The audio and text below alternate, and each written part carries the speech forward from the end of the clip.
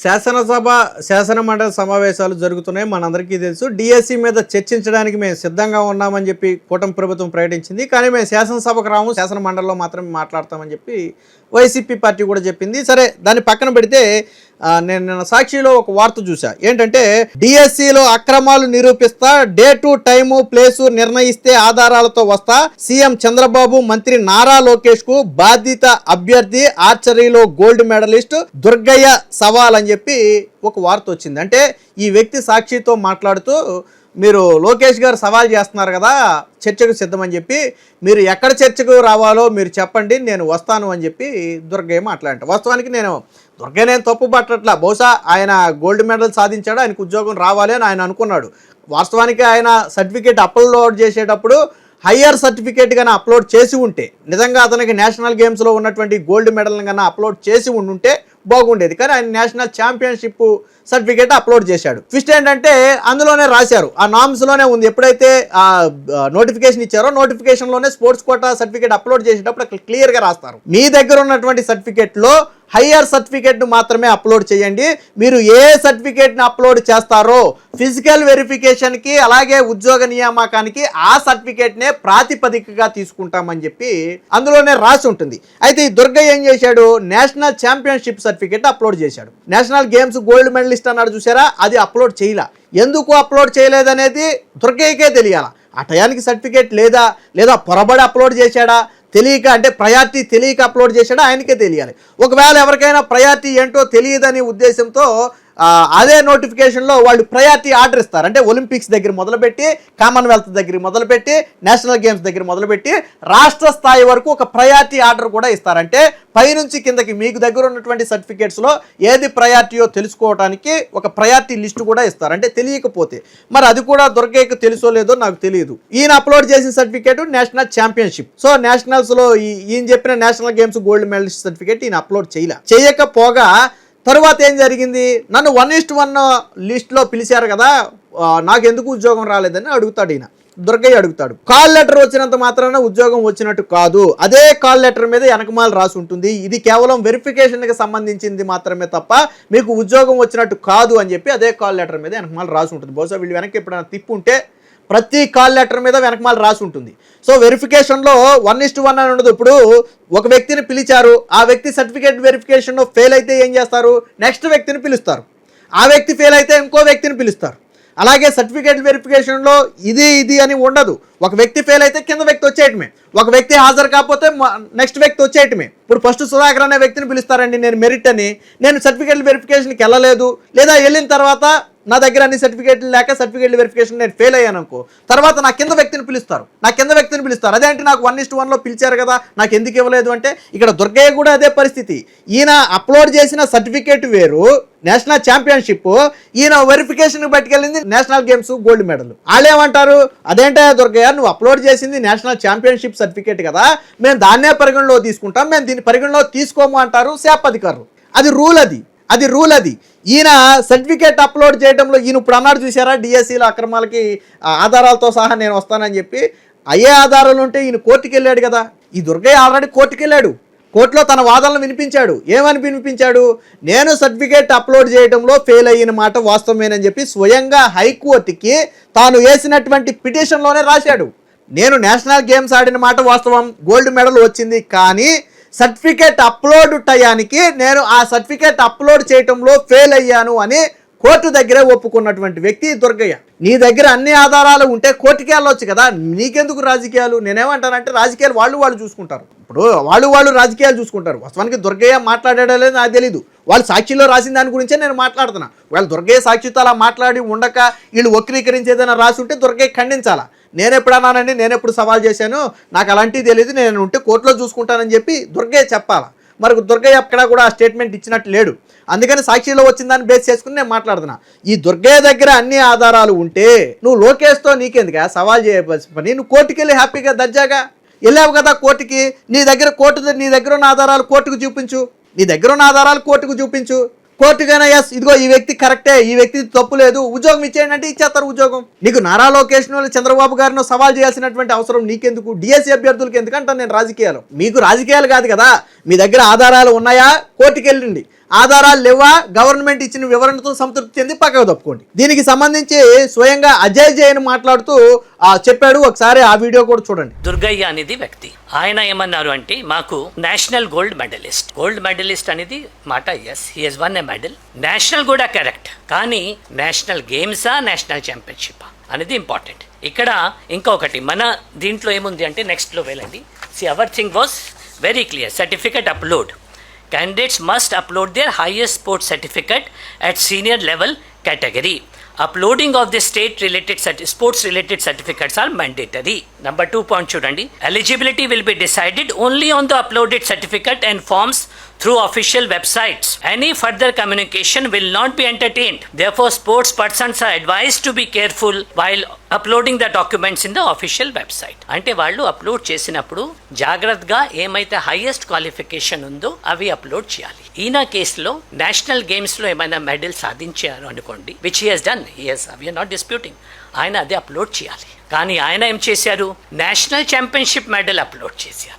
ఇప్పుడు తర్వాత మనం ఎవరికి ఇచ్చాము, నెక్స్ట్ ఇక్కడ ఆయన అప్లోడ్ చేసిన certificates 24 senior national archery championship from 6 to 10th February held at Jharkhand, ఆయన అది అప్లోడ్ చేశారు.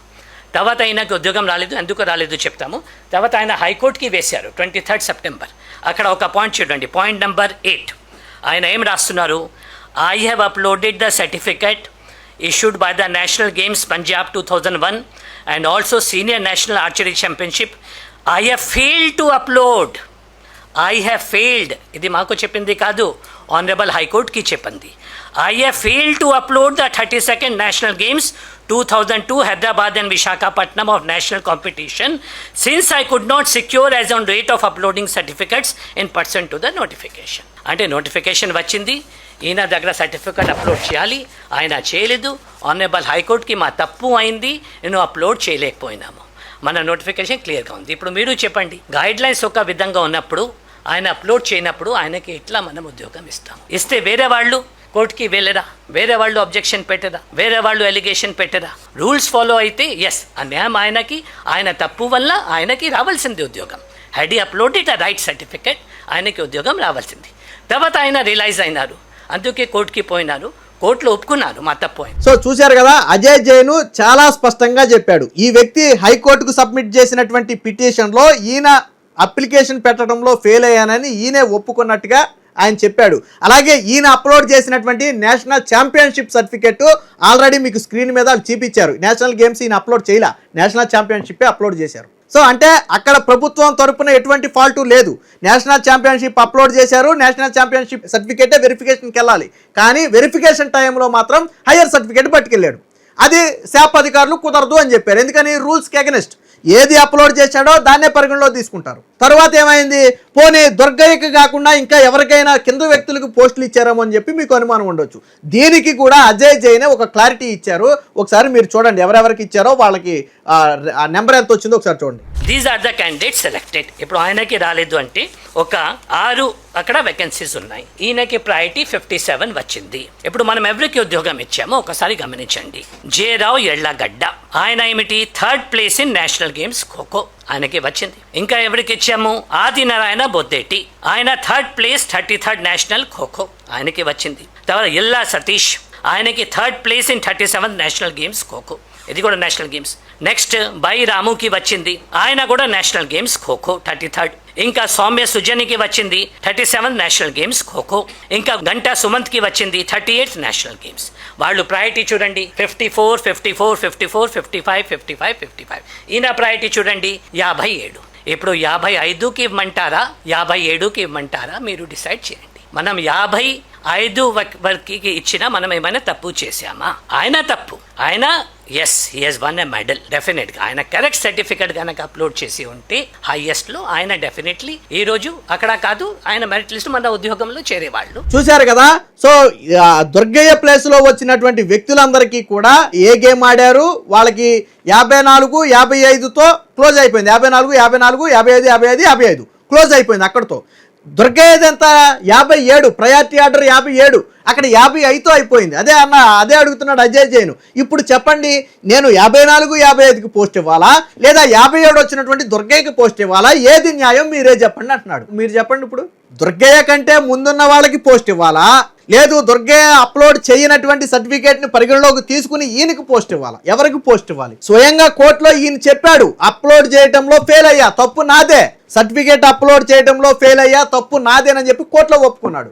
అలాంటి దుర్గయ్య ఇప్పుడు నారా లోకేష్ని సవాల్ చేయడం అంటే నాకు అర్థం కాల. కష్టపడి చదువుకున్నామా, ఎగ్జామ్ రాసామా, డిఎస్సి కొట్టామా, లేదు నిజంగా నీకు దగ్గర ఆధారాలు ఉండి నీకు అన్యాయం జరిగింది అనుకుంటే కోర్టుకి వెళ్ళి ఆల్రెడీ వెళ్ళావు. కోర్టులో కూడా గవర్నమెంట్ తన వాదన వినిపించింది. సార్, ఈయన అప్లోడ్ చేసిన సర్టిఫికేట్ ఇది, ఈయన ఫిజికల్ వెరిఫికేషన్ తీసుకొచ్చినటువంటి సర్టిఫికేట్ ఇది, ఈయన అప్లోడ్ చేసినటువంటి సర్టిఫికేట్లో ఈయన నెంబర్ 57 అంటే ర్యాంక్ 57, కానీ పోస్టులన్నీ 54, 55తోనే ఫిల్ అయిపోయాయి, ఈయన వరకు రాలేదు. కోర్టుకు చెప్పారు, కోర్టు అగ్రీ చేసింది. సరే, ఫైనల్ తీర్పు రాలేదనుకోండి, కోర్టు అగ్రీ చేసింది. ఒకవేళ కోర్టు కన్నా లేదు మీరు ఈయనకే పోస్ట్ ఇవ్వండి అంటే ఎస్, అప్పుడు దుర్గయ్య వైపు న్యాయం ఉందని చెప్పి మనం మాట్లాడొచ్చు. నేనేమంటానంటే, మీ దగ్గర మీరు రాజకీయాలు చేయొద్దు. అభ్యర్థులకు మీకు కష్టం జరిగిందని మీరు భావిస్తే తప్పు కాదు, ఎవరికైనా బాధ ఉంటుంది. మీరు అప్పుడు దాన్ని కోర్టులో తేల్చుకోవాలి, న్యాయ వ్యవస్థ ద్వారా తేల్చుకోవాలి. రాజకీయాలతో మీకెందుకు? సాక్షితో మాట్లాడటం ఏంటి, నారా లోకేష్ని సవాల్ చేయటం ఏంటి? నీ దగ్గర అన్నాధారాలు ఉంటే నారా లోకేష్ దాకా ఎందుకు? కోర్టులోనే తేల్చుకోవచ్చు కదా. అరే 6 నెలలు అయిపోయింది, పైన నువ్వు పిటిషన్ వేసి 6 నెలలు దాటింది, ఏమైంది కోర్టులో? నీ దగ్గర ఉన్న ఆధారాలు కోర్టులో పెట్టు, నారా లోకేష్ దగ్గర అక్కడ కోర్టులో పెట్టు. టైము ప్లేసు చెప్పాలని చెప్పి సవాల్ చేయటం కరెక్ట్ కాదు కదా. మీరు రాజకీయ నాయకులు కదా, రాజకీయాలు చేయటం మీ ఉద్దేశం కాదు కదా. లేదండి నేను రాజకీయాలే చేయాలి, నేను కొద్దిగా గొప్ప జగన్మోహన్ రెడ్డికి అండగా నిలబడాలనుకుంటున్నానంటావా? ఓపెన్గా చెప్పే, నేను జగన్మోహన్ రెడ్డి వెంటనే నడుస్తానండి, కాబట్టి నేను అలా మాట్లాడుతున్నాను ఓపెన్గా చెప్పి. లేదు సార్, నాకు న్యాయం కావాలి, రాజకీయాలు వద్దు అంటే కోర్టుకెళ్ళు. న్యాయం కావాలని కోరుకోవడం తప్పు కాదు, నేను మళ్ళీ చెప్తున్నా, న్యాయం కావాలని కోరుకోవడం తప్పు కాదు. నీకు అన్యాయం జరిగిందని నువ్వు భావిస్తే కోర్టుకు వెళ్ళి తెచ్చుకో అది. అంతేగాని ఇక్కడ టైము ప్లేసు నిర్ణయిస్తే ఆధారాలతో వస్తా సీఎం చంద్రబాబు నారా లోకేష్కి అభ్యర్థి సవాలని చెప్పి కరెక్ట్ కాదు కదా. అంటే రాజకీయ వాళ్ళు బాగానే ఉంటారు, వీళ్ళు బాగానే ఉంటారు, మధ్యలో బలయ్యేది మీరే. మిమ్మల్ని రేపొద్దున జగన్మోహన్ రెడ్డి దిగుతాడా? ఇప్పుడు రాజకీయంగా వాడుకున్నారు, సాక్షిలో పెద్ద ప్రకటనలు వేసుకున్నారు, నారా లోకేష్కి పెద్ద సవాలని. రేపొద్దున ఏదో ఇబ్బంది వస్తుంది, జగన్మోహన్ రెడ్డి వస్తాడా? లేదా కోర్టు కేసులు అవుతాయి, దానికి సంబంధించి ఏదన్నా ఫైనాన్షియల్ సపోర్ట్ కావాలి, దానికి జగన్మోహన్ రెడ్డి ఇస్తాడా? కాబట్టి రాజకీయాలతో మీకు అవసరం లేదు కదా. మీకు అన్యాయం జరిగింది అనిపిస్తే కోర్టుకి వెళ్ళండి. నీ దగ్గర అన్ని ఆధారాలు ఉంటే నువ్వు లోకేష్ దగ్గరికి ఎందుకు? 6 నెలల క్రితం కోర్టుకి వెళ్ళావు కదా, అక్కడ కోర్టులో చూపిస్తే పోయేది కదా ఆధారాలు. గవర్నమెంట్ కూడా స్పష్టమైన వివరణ ఇచ్చింది. సో కాబట్టి అభ్యర్థులకు విజ్ఞప్తి ఏంటంటే, మీకు అన్యాయం జరిగింది అనుకుంటే మీ దగ్గర ఆధారాలు ఉంటే కోర్టు ద్వారా తెలుసుకోండి, లేదా నెక్స్ట్ డిఎస్సి పడుతుంది, మళ్ళీ దానికి ప్రిపేర్ అవ్వండి. అంతే తప్ప ఇలాంటి రాజకీయాల్లో తలదూరిస్తే తర్వాత నష్టపోయేది అభ్యర్థులే.